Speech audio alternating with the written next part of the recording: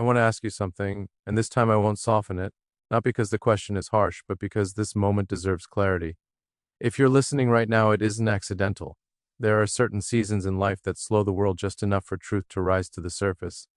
And if you're here, it's because some part of you is ready to see it. I don't see confusion in you. I see restraint. A quiet, disciplined restraint that doesn't demand attention or announce itself. The kind that observes, measures, and holds back. You are someone who knows exactly what you feel, but you've learned to keep it contained, controlled, supervised, as if desire itself is something that needs to be managed, and that alone says more about you than words ever could. Your intensity isn't loud, it's deep. It doesn't ask for attention, but once it's noticed, it holds it. It lives in the pauses between your sentences, in the way you listen more than you speak, in the thoughtful stillness of your eyes, even when your face remains calm. People often mistake that stillness for certainty. They assume silence means peace. But silence, when practiced long enough, is rarely rest. It's strategy. And strategies are never learned for free. They always cost something. I want to be precise here because precision is a form of respect. You are not someone who lacks desire. You are someone who learned how dangerous it can feel to express it openly. Somewhere along the way, you discovered that wanting too honestly invited disappointment, misunderstanding, or dismissal, so you adapted. You didn't erase your hopes, you folded them inward. You didn't stop caring, you learned how to hide it better. Not because you were unsure, but because you were paying attention. That kind of awareness doesn't come from ease, it comes from experience. When someone asks you what you want, your hesitation isn't confusion, it's calculation. Your mind moves instantly into defense, not outward defense, but inward filtering. Before the words even form, you're already editing them. You ask yourself what's acceptable, what's reasonable, what's safe to admit. By the time you respond, the truth has been reduced to something manageable, something polite, something that doesn't risk too much exposure. What remains sounds simple, but it carries far less weight than what was left unsaid. This is where most people misunderstand you. They assume your restraint means you don't need much. They think your independence means you don't long for depth.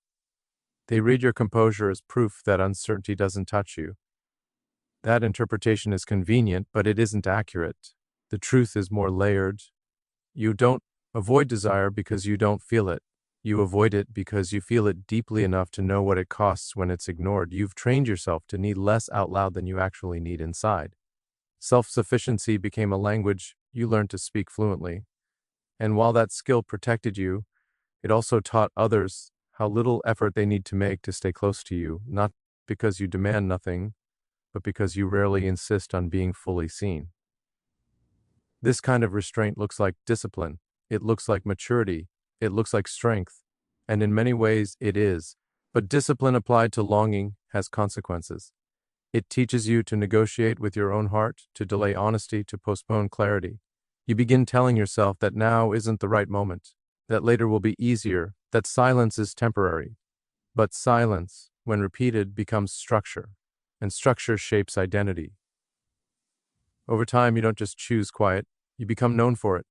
And one day, without any dramatic conflict or betrayal, you realize you're living inside patterns that don't actually fit you. Because the truth is, the world doesn't reward unspoken depth. Relationships don't grow stronger through assumption. They grow through articulation. Clarity isn't pressure. Clarity is alignment. And when you withhold what you want, you don't protect connection. You make it vague. And vagueness is where distance quietly begins. What makes this pattern difficult is not that it goes unnoticed by you, but that you are perceptive enough to feel it forming long before it ever becomes language. You sense the misalignment before it can be explained. You notice when closeness begins to thin, when your importance shifts from being expressed to merely being implied. And instead of speaking, you interpret. You tell yourself it isn't intentional. You rationalize the distance, you downplay your own discomfort, and become the translator of other people's limitations rather than the advocate for your own needs. This doesn't feel like self-betrayal in the moment. It feels responsible. It feels mature. It feels like emotional intelligence. But emotional intelligence without self-honesty turns inward and becomes containment instead of connection. You begin managing relationships instead of participating in them, maintaining a stable surface that absorbs impact while revealing very little of what's actually happening underneath. Over time, a quiet grief settles in. not loud enough to be called sadness, but steady enough to be felt. It shows up as resignation, as the subtle acceptance that certain things will remain unspoken and therefore unmet, not because they are unreasonable, but because they were never clearly placed on the table. Slowly, this resignation begins to feel like personality. You start to believe you are simply someone who doesn't need much, someone who prefers distance, someone who is naturally comfortable, but with less intimacy than others. But that belief is constructed, not innate. Comfort with silence is not the same as preference for it. Endurance is not desire. Just because you can survive without something does not mean you don't need it. You learned how to function in the absence of clarity because at some point you had no other option. That adaptation kept you moving forward, but adaptations are meant to be temporary. When they become permanent, they restrict growth. There is another cost that rarely gets acknowledged. When you don't express what you want, you also deny others the opportunity to show up for you. You remove their chance to choose you intentionally. You carry responsibility for everyone else's comfort while quietly absorbing your own unmet needs. And when disappointment eventually surfaces, it has nowhere to go. It turns inward. It becomes self-questioning. You wonder if you're asking for too much, when in reality you haven't asked for anything at all. You may notice this in how closeness can feel unstable even when nothing is overtly wrong, or how connection feels fragile despite consistency on the surface. This isn't because care is missing, it's because calibration is. Without clear signals, relationships drift. They respond to momentum instead of intention. And momentum, left unchecked, rarely moves toward depth. There's a paradox here you may not have considered. By trying not to ask for too much, you may actually be accepting too little of the wrong things. You accept availability instead of presence, assumption instead of understanding, consistency instead of engagement. And because you are capable and adaptable, because you don't protest, the imbalance continues unnoticed. This does not make the people in your life careless, it makes them human. People respond to what is explicit. They organize their effort around what is named. When nothing, NG is named, convenience fills the space. Harmony built on omission is fragile. It depends on you continuing to absorb what you never agreed to carry. That isn't balance, it's endurance. And when endurance is mistaken for compatibility, distance becomes inevitable. This is where the shift begins, not as a dramatic declaration, but as a quiet recalibration of how you relate to yourself and others. The question isn't whether you should abandon restraint or suddenly become louder or more demanding. It's whether your silence is still serving you. Your hesitation has never been about uncertainty regarding what you want, but about whether your wanting will be received with care. You are not afraid of desire itself. You are afraid of the moment when desire meets another person's limitations. You have learned through experience what it feels like to offer something meaningful and realize too late that the other person lacked the capacity to hold it.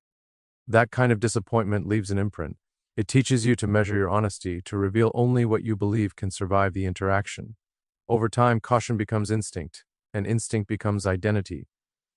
But protection slowly turns into postponement, and postponement is stagnation. When you keep your desires unspoken, you aren't preserving them, you are suspending them. They remain unresolved, quietly shaping your behavior while never being directly addressed. This creates an internal split. One part of you knows what matters, the other keeps negotiating whether it's safe to name it. That split is exhausting. Speaking clearly doesn't mean forcing an outcome or demanding compliance. Vulnerability is not obligation, it is information.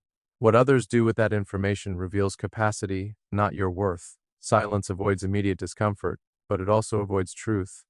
And ambiguity always favors the person least affected by it. Clarity, on the other hand, redistributes power. It replaces assumption with orientation. When you articulate what you want calmly and accurately, you stop orbiting other people's preferences and begin defining the space you are willing to occupy. Some people will meet you there. They will lean in, adjust, and respond with presence. Others will hesitate, minimize, or drift away, not because you asked for too much, but because they relied on your silence to maintain ease. That distinction isn't loss, it's accuracy. Grounded clarity doesn't require intensity or emotional force. It requires steadiness. You don't need to justify your desires by explaining their origin. You only need to state them and remain intact. regardless of your response. When you do, resentment has nowhere to accumulate. Disappointment becomes contextual rather than personal. You no longer wonder what you should have said because you know where you stood. Over time, this practice reshapes your identity. You stop defining yourself by how little you require and start recognizing yourself by how honestly you respond to your own signals. Desire becomes direction instead of danger. Silence becomes a choice rather than a reflex. And in that shift, belonging changes. You no longer try to earn connection by being easy to keep. You allow yourself to be met clearly or not at all. When the question returns, what do you want? You don't soften it or rush past it. You let it stand. Not as a demand, but as an invitation to alignment, because wanting does not weaken you. It clarifies you. And clarity, once allowed to speak, changes everything that follows.